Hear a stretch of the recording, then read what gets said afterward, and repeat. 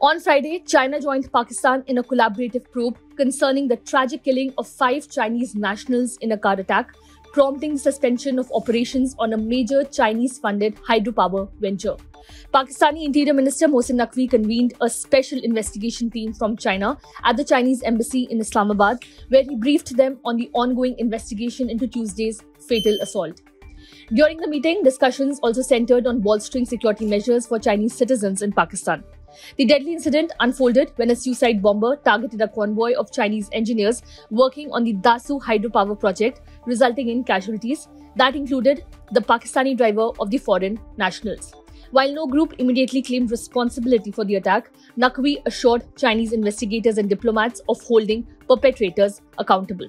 A spokesperson from the Chinese Foreign Ministry in Beijing stated during a news briefing that the head of their interagency team engaged with senior Pakistani officials promptly upon arrival.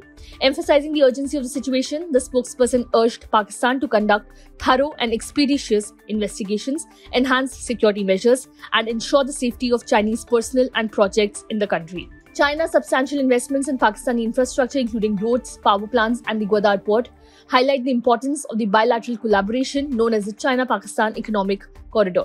Despite the temporary suspension of work on the Dasu project, both Chinese and Pakistani officials affirmed that progress continues on other Chinese-funded ventures, underscoring the resilience of their partnership.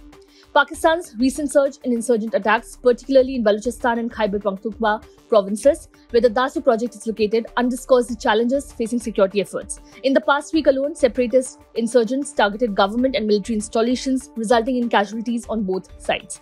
This alarming trend underscores the critical need for sustained efforts to address security concerns and safeguard vital projects and personnel. Subscribe to One India channel and never miss an update.